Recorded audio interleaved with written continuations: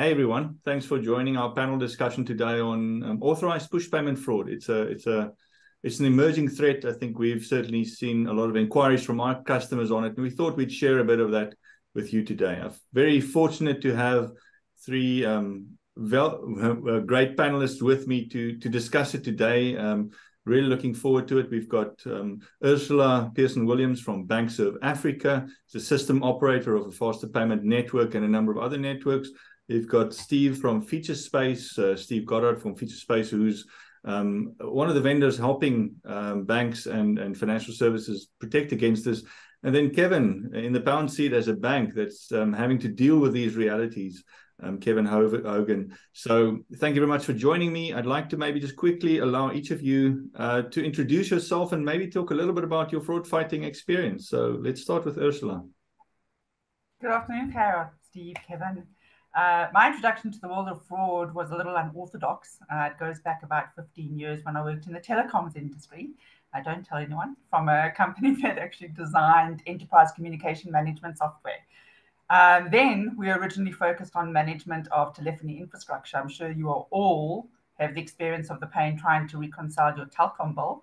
However, with the evolution of devices coming into, cell phones being used as business, call centers, we actually changed our approach and started building software and designing software to actually identify abuse of the communications infrastructure and device management, really looking at the behavior profile of individuals and their roles in relation to the usage of those devices, and establishing potential abuse of an organization's communications infrastructure and tools. Now I head up the fraud mitigation system at BankservAfrica, where we build mutual and custom fraud controls that includes behavioral analytics, so not too far away from our training ground. We are a second line of defense to the banks, and as you know, mobile devices are now taking center stage when it comes to making payments in today's payments landscape. So really having a good focus in relation to trying to implement some controls and measures in relation to reducing the risk there. Great. Steve. Hi guys, thanks for having me. So I've worked in fraud for about 18 years now. Started off in banking, in e-com, in travel, kind of on the front line, investigating sort of fraud firsthand. And then sort of progressing, I used to work for a scheme. I've worked from a product development perspective, developing fraud tools. And now at Featurespace, I'm a fraud subject matter expert. So we are seen as the voice of the customer. A lot of us done the job of the people that we're selling to, so we can have that unique insight into kind of the day-to-day problems that they're facing. And also a lot of what we do is around education, around sort of fraud and scams as well. Great, thanks. Kevin. Sure. I've been at this game for 22 years now. Actually fell into fraud by accident. It wasn't a career choice. Actually wanted to fly airplanes, and I still actually hope to do that one day. I'm a big aviation buff. Worked for two of the big banks, and then I ended up at Investec. I've been at Investec for 10 years now. And really the core focus is, we're a digital bank, we don't have branches, and the core focus is around digital crime, social engineering more specifically. I manage fraud risk for Investec Bank, and so I try to ply my trade there and make sure that we have as little fraud as possible. Great. Thanks. Good job. Keeps all of you guys busy, I guess, looking at this. Now, one of the emerging threats is authorized push payment fraud. It's rocketed to, 40% of all financial fraud losses in the UK in 2022. That was up a little bit down from the previous year, but it's still up 40% from 2022 levels. Looking at the report here, it's 207,000 end customers in the UK that was affected by this in 2022. In the USA, they estimated to around 255 million fraud in 2022, up from 90 million fraud of this in 2020. And Zell was being called out by the senators and taken to task for this. So it's obviously a hot topic, So maybe let's start with you, Steve. Obviously, from your accent, we can hear a UK background there. Maybe talk to us, what is authorized push payment fraud and how does it happen?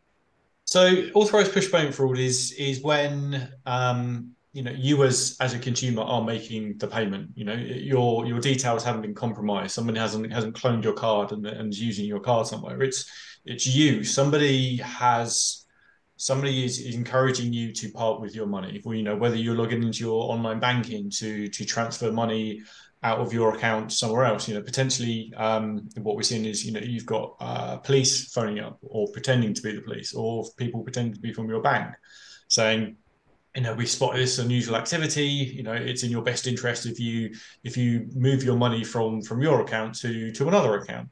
And they use persuasive language. It's social engineering. They make it sound as urgent as possible, and you don't really have time to think. You're kind of right. You're caught up in it. You think, right, I need to protect my money. I'm going to protect my money.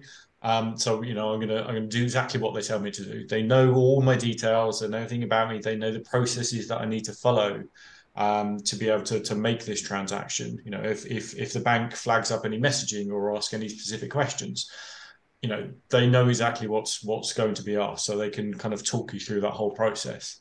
Or it could be a romance scam. You start to talk to somebody on a dating website or social media.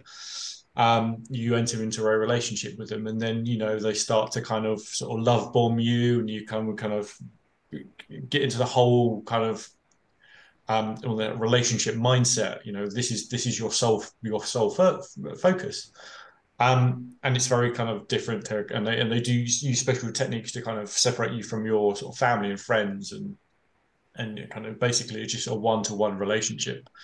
And they'll have sort of trauma bonding where they're maybe going through something. A member of their family is ill, or they're ill, or they can't afford to eat, things like that, and it starts to kind of build up that kind of financial relationship with them as well. Potentially you might send them a little bit of money for a pizza, but then that might be hundreds or thousands of pounds. They could have an investment opportunity, around crypto or something like that. And the cost of living crisis has perpetuated what we're seeing around scams, and it is a global problem, like you were saying earlier. We have conversations sort of in the UK and the US, South Africa, but also LATAM, APAC, all over the world. It's a big problem, and these fraudsters, they're located in various different countries. You've got the Yahoo boys in Nigeria, but you've also got kind of more organized groups in Southeast Asia and Laos and Cambodia and places like that, where it's a proper industry. They will traffic people from one country to another country and force them into these sort of scam camps. And for them to be able to eat, to have their accommodation paid for, they need to exploit other people. So there's victims on both sides. It's fascinating. In fact, I heard somebody speak about lizard brain. So sort of our primal greed, sex, and fear, right, being those primal urges that are triggered by this, and it's been very effective. Kevin, from a South African perspective, what are we seeing in this market? How's it transferred into our region?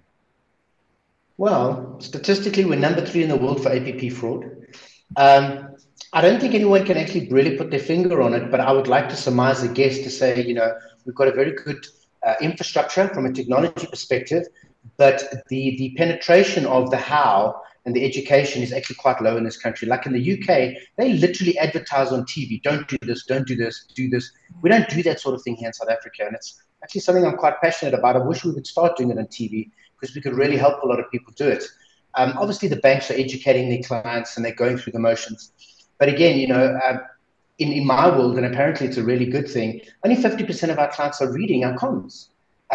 You can't guarantee that your clients are actually going to read all the warnings that you send them about how these scams work and how to protect themselves. So as a result, these are the things that happen, and you've hit the nail on the head. It's really around, there's this greed component. People think, we see this, especially in the investment scams, where pensioners haven't quite gotten to that point where they feel they're comfortable, and the guys are going to outlive their pension, so they get scammed into these investments, and they're making the payments themselves. So it's rife across the world. If you're sitting behind a laptop, you potentially are going to be a victim of APP. There's no doubt. Yeah, and I think social engineering has been involved in a lot of these frauds. We've seen over the years social engineering comes up, and and being tuned. I mean, maybe Kevin, do you know, is it syndicates? Is it lone wolves? To Steve's thing, is it sort of global organizations hitting around and targeting different banks, or is it sort of just universally almost more opportunistic, finding anybody and going at it? It's actually both. So I have several examples where there's been lone rangers and they've done it on themselves. You know, our friend Martin, who bought himself a 5-liter Mustang in a house in Staines City off the back of a BEC fraud. You know, he was in the Sunday Times probably 3 months ago. He was a lone ranger. He didn't work with anyone. He did everything by himself. But then you get, you know, like Stephen has spoken about, the Yahoo boys in Nigeria. These are syndicated guys, and they've got networks across the world. You know, you've got the Black Axe, you've got the Air Lords, and these are their real names, by the way. I'm not making that up. But this is syndicated fraud, and this is what they do for a business, and it's done on a global scale. You'll have guys sitting, you know, in West Africa hitting people in Europe and America. So as long as you're behind a laptop, you're going to be a victim if you're not careful. And it's very easy to pick up educational tools for this. You know, the fraudsters are selling fraud as a service. Here is a guide of how to commit, you know, BEC fraud, you know, romance fraud, anything like that. Here is a technology. Here is what you need. You know, there was a bust by the police in the UK a couple of months back where some guys set up the technology to have dummy phone numbers for your bank, pretend to be your phone number, pretend to be your bank. And you know, we're just selling that service on. So, like, you know, Kevin was saying, a lone wolf could literally just come along opportunistically. Actually, I'm a bit hard up. I want to do this. I've heard people, you know, friendship groups, forums, anything else who have done this. It's pretty easy to do. I just need to go on there, spend a bit of money, buy a guide, and then I can go off and do it. Yo, I hope we're not enticing somebody listening here to go down that route. Ursula, in terms of social engineering, we spoke about it being an important component here. Obviously, the guys are hitting other channels. Are we seeing this kind of manipulation, influencing happening on other channels such as card and e-commerce and other environments as well? You know, maybe talk a little bit about wider than just moving money from my account to another account. Yes, I mean that's a good question, and we have a completely different view, and I think that's a good point to touch on. You know, what a bank sees within their own banking client environment is very different to what the center sees, and it's not as clear cut, unfortunately. So, you know, because there's different ways of enacting the actual initiation, the payment at the initiation stage, and how it's reported into us, we actually don't really get a good idea in terms of potentially how it actually started, unless we're actually told. However, I think the key element here is that once we have been advised that that particular transaction, regardless of the channel that it's on, when it comes to a payment rail, we are able then to track and trace in relation to potentially where that money flow is going. So you've absolutely hit the nail on the head when we make the assumption in terms of push payment fraud potentially being a singular event. I think that in the South African environment, specifically with the uptick of syndicates and we were not called the potential mafia state for nothing, that there is this potential that there's this track and trace and money is flowing, not necessarily across different channels, but definitely across the different payment rails. And they're making use of every single payment rail at the moment. When it does come to channels, I think what we are seeing, which appears to be quite emerging in relation to specifically to PaySharp, is around the crypto asset investment. So, Steve, I think you alluded to that a little bit earlier on, where, you know, crypto asset from a moving and dispersion and that layering of money is now certainly being utilized, and there's definitely an uptick in that. And I think that, you know, when we start unpacking the concept and the profile and the MO, remain scams are definitely picking up from an uptick as well, because the psychology around romance scams is definitely not a fast fraud. It is they're patient, you know. And while the process when they do start soliciting money from their partners, etc., may be quite expedient, you know, that process can take years in order to be able to actually get to the point where there is potentially a very large investment made, and or a consecutive amounts that have been moved through a very short space of time. And a lot of times, I guess, I mean, the money movement starts from a transfer into a mule account of some sort, and then an exfiltration either by, some off ramp. You need to get the money out, right? So, Kevin, maybe talk a little bit about how the people are getting the money out, because ultimately, just moving it to another bank account still makes it digital. I want the cash. Yes. I want to go on holiday. Correct. I want to buy the house. How do I do that? Correct. So I think in the South African context, what's very interesting in the early days, the assumption was always that they were brand new accounts. So the banks actually have rules or enhanced processes where they look at new accounts. And the assumption was, your accounts that are 6 months and less are the high risk ones. And all your energy was always poured into those accounts. You fast forward to 2023, the average age of a money mule account is 5 years old. Because the fraudsters know that the banks have got all these enhanced due diligence pieces in place to look at new accounts. So they've decided, well, it's not worth their time and effort to do that when you're blocking all these accounts and we can't get to our money. So now what they're doing is they're using accounts of individuals that have had these accounts for years. A typical example would be maybe you've got grandma, she's had an account with a certain bank for 20 years, and you go to grandma and you say to grandma, listen, grandma, I'm blacklisted. I've done a business deal. They're going to pay me R1,000,000, but I can't pay it into a bank account. Can I just pay it into your account? I'll give you $2,000 for your trouble, and then can you just transfer the money out for me? And that's just one story of many, but it's really around. And what was interesting, I mentioned this chap who was in the Sunday Times. The biggest struggle he had was finding money mule accounts, laundering the money, because obviously as fast as the banks become aware that the proceeds of crime have flowed into an account, they close them. So the single biggest struggle that we saw from reading, we saw WhatsApps and affidavits of all these criminals, was finding money mule accounts to actually launder the money through. And that's where Ursula hit the nail on the head. What we've started to see is they started to use the crypto environment a lot more. Because it's difficult to trace. The banks traditionally don't have that expertise. The other thing is that you can move money worldwide instantaneously at virtually zero cost. But then the cash out is the problem. Typically, you're cashing out into a money mule account. And it can be a housewife. It can be, we've seen so many people just obscure. And some people are complicit. They know that they're doing it. Absolutely. For example, our friend Martin, let's use him as an example. He had a Jewish rabbi in New York who was allowing the shul's accounts for the money to flow, but he was taking 20% off the top. So he was turning it into a business opportunity for himself.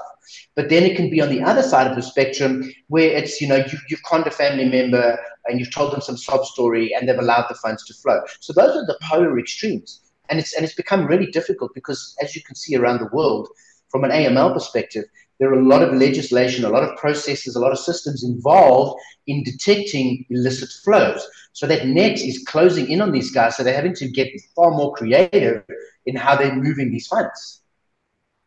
So, I mean, Steve, in the UK, what sort of the tricks and tips? I mean, you've managed to curtail it between 2021 and 22. In fact, the volume went up, but the amount was a little bit less of the total pie of fraud. What type of activities are you doing in the UK? We mentioned, what's it take 5 for fraud, or what's your sort of marketing campaign? But what else is sort of happening on the technology side and in the bank collaboration on this front?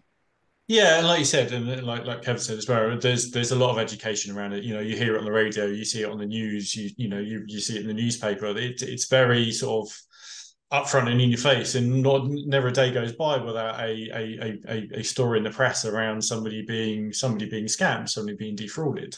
But in terms of the technology, we're linking back to the education. As soon as we go out to people and say, right, these are the things that you need to look for. If you see this, then it's a scam.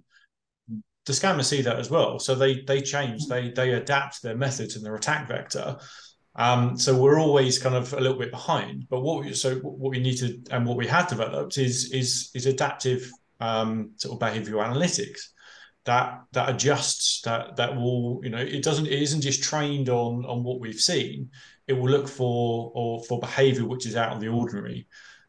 Different things that you wouldn't, based on your profile as a consumer, what stands out for you? What isn't your normal way of paying people or conducting your business or using your cards, using your payments? And that needs to be sort of in real time as well. We have real time payments. We've had real time payments in the UK for a long time. Real time payments equals real time fraud. Again, linking back to what you were saying around and what Kevin was saying around moving the money. You're moving the money instantaneously. It's through into a crypto exchange. It's through a couple of tumblers, and it comes out the other side, and it's completely different. And education is still valid. But collaboration as well. Collaboration needs to happen between institutions, between banks, FIs, between law enforcement, between the telcos as well. Government, independent bodies such as us. Everyone's got a role to play in it, and I think we're not there yet. But we're getting to that stage where everybody's starting to kind of understand it. The government's getting involved, putting all these kind of things in place to say, you are responsible.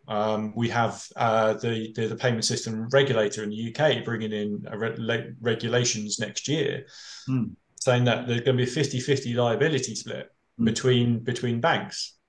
And we're not just looking at money going from your bank account to another bank and monitoring that. You actually have to monitor payments coming in as well. There is that liability, because from a mule account, like Kevin was saying, you've got people being approached on social media or on notice boards in universities saying, do you want to be a mule, effectively? And that hasn't always been kind of at the forefront of kind of monitoring. You're always looking for money going out. Actually, we need to start looking at the money coming in as well. So that's where that 50-50 liability split is going to come in. Whereas it's going to put the emphasis on the banks to actually say, okay, we're looking at both sides of the coin here, and we need that better collaboration between banks to share that information and put a stop to it. So Ursula, I mean, from a South African perspective, being a system operator in the center, obviously this collaboration and the solutions that we're looking at, and you've scoured the world and look at stuff. What are you guys doing, and what's your view on how we can address and look at this problem in a new way and potentially learn from the rest of the world as well? So in terms of technology, obviously I can't share too much of the controls that are being implemented at the center, but I can definitely share with you that in terms of the technology, and as Steve mentioned, the fraudsters have exactly the same technologies that we have available to us. But I think some key things that also Steve mentioned was related to the behavioral analytics. That is something that we're implementing at the center. And I think when we spoke about the different payment rails that were being utilized earlier on, I think interoperability, the integration of those payment rails, the data sharing capabilities, so consortium models become a really efficient way in order to be able to tackle the problem statements collectively. So we are currently looking at advancing on our fraud detection, including machine learning, including API. So one of the things that I think is really important is the agility of being able to implement rules or scenarios that can prevent the emergence of a particular pattern that may be arising. But also I think strategic vendor partnerships, because it's not a silver bullet from a technology perspective. We need to understand that there's different problems coming in at different times. We've heard a couple of examples here today just on one type of push payment fraud. So it is really around creating an ecosystem that we are able to pull levers on in order to be able to enact very quickly, in order to be able to solve both on our hybrid model. So rules that are being built, but also introducing that AI, that machine learning, and creating a space for our partners and our participants in order to be able to build those specific mechanisms at the center and then deploy them within their own environments. So we are currently looking at an interoperable overarching service that is almost enabling the banks, but also building in less friction, so that the customer experience doesn't get impacted at the end of the day. Yeah, I think it's that balance, right, between using on both sides, being able to detect and inform the customer during the transaction, but they might not read, so you need to protect them against that. It's a multi-party approach. You need all the different, arrows in the quiver, and potentially even sometimes delaying the transaction. Maybe a question, Ursula, to you and Kevin. Do you think the regulator is going to step in here? What have we heard from the regulator here?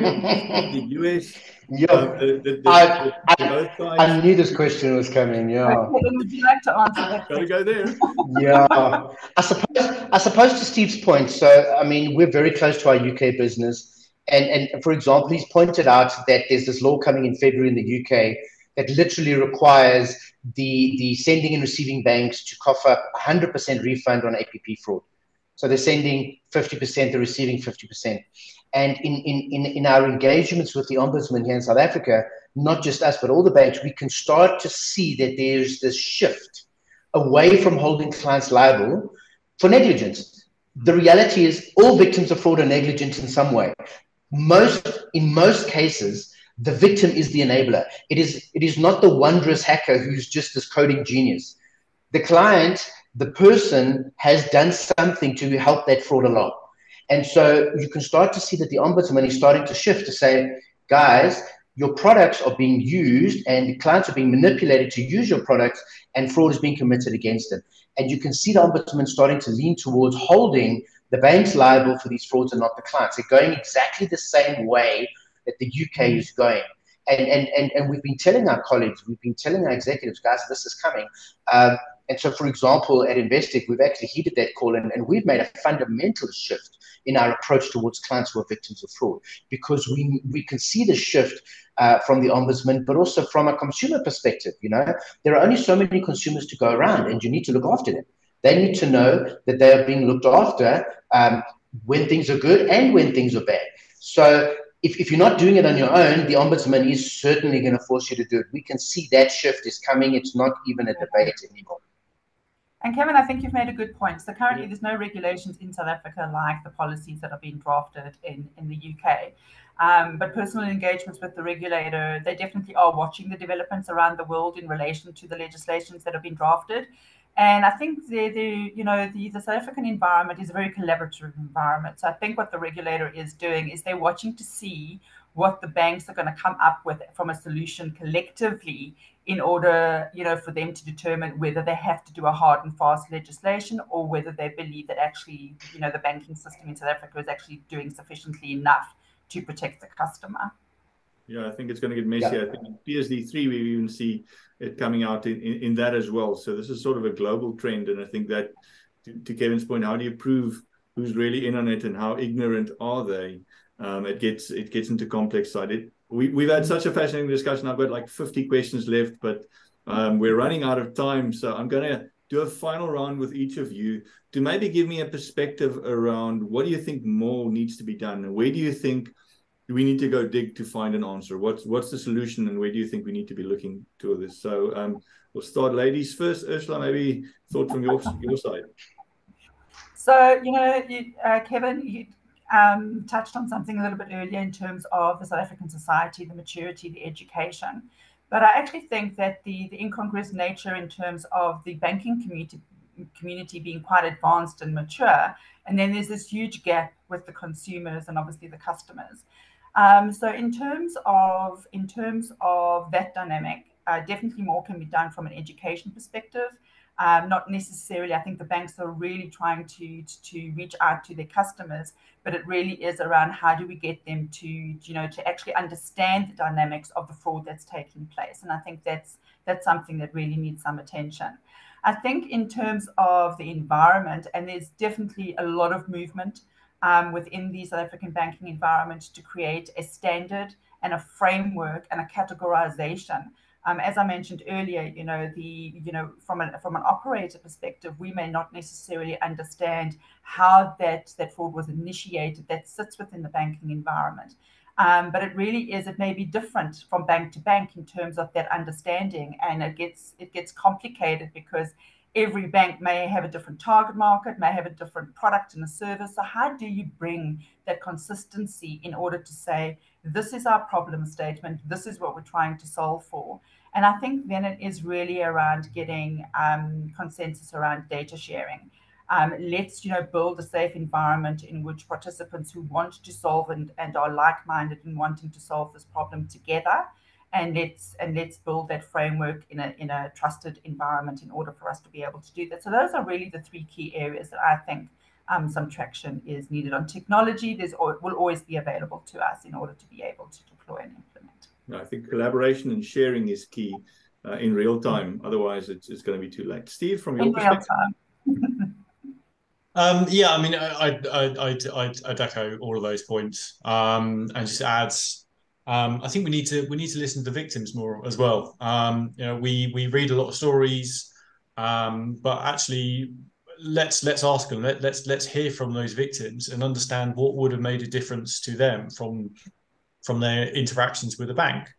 Is there anything that would have made them stop, made them think differently? What would have made a difference to them? Hearing their stories is great as well, because from banks and institutions like us, we can educate, but actually hearing it from somebody who's actually gone through that is really powerful. And there are there's a growing number of people kind of out there who are standing up and speaking, saying, look, I was a victim. We need to remove some of the stigma around it as well. So not some of the stigma, all of the stigma around it. People don't want to admit that they've been scammed. They lost all their money. They feel shame. They potentially, in some instances, they even take their own lives because of that shame. But we need to remove that stigma and allow people to stand up and say, I was scammed. I was taken advantage of. And then would actually, because a lot of scams, a lot of fraud goes unreported because people don't want to admit it. So we're only seeing a small proportion of it. The numbers we're seeing are huge, but actually there's a lot which is going unreported. So we need to take that stigma away, and the more information we have, the better position we'll be in to kind of help and stop this going forward. Yeah, I think that whole shame and underreporting is actually part of what's potentially protecting us from seeing the real picture. Kevin, from your perspective? I can only honestly really echo what Ursula and Steve have said. The realities in the South African context, as hard as the police are working, they are under-resourced. They don't have the resources to investigate these things, especially cybercrime. That capability is seriously lacking in this country. So the real key to this thing is prevention, to stop it up front. Because if it happens to you, the chances of you getting your money back or getting justice are not good. So really, you want to play in this space right up front. And to Ursula's point, I'm very passionate about the education piece. I think an educated, savvy client base that knows about fraud can protect themselves. They don't need you. And that's really the space you want to be in.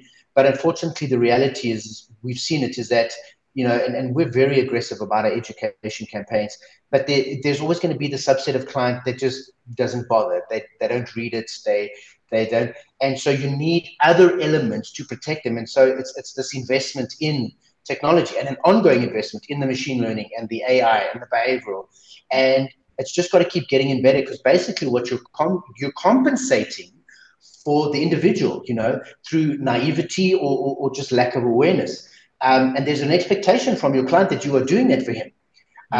Because when he falls victim to fraud, he says to you, why didn't you protect me? And so I suppose you've got to tackle it on both these fronts. You can't be too heavy on the tech and light on the awareness. You've really got to try and do both simultaneously. And then hopefully your losses are really small. Yeah, I think there's some interesting work being done by some people as well, in even gamification that knowledge, to say, listen, I'll give you discounts, I'll give you extra, return if you just listen to this video, if you just fill in this questionnaire. So I think there's perhaps a lot of work we can do on that educational side than just pushing, but finding ways to engage people. But I think holistically, it's a problem that needs a bigger perspective, us to stand back, us to see all parts of the transaction, the multiple steps of exfiltration. I think, there's a number of things we can do more, and sharing and collaborating amongst us, like we're doing here, is so valuable, and listening and understanding the stories better so we can put our creative minds to it. Steve, Kevin, Ursula, really thank you very much. I really enjoyed the discussion, and really some valuable insights for me to reflect on as well as for our audience. So thank you very much for your attendance, and to our audience, thank you very much for listening. I hope it's been valuable to you. We are all serious in solving this problem and working hard towards it. Please reach out to all of us if you want to have any discussions on this or explore this further. This is real. there are real people getting hurt, and the more we can help and the better we can solve the problem, I think the better for the ecosystem, the better for removing cash out of the ecosystem and making people feel more safe. And that's ultimately an important goal to achieve. So thank you very much, and see you next time. Bye-bye.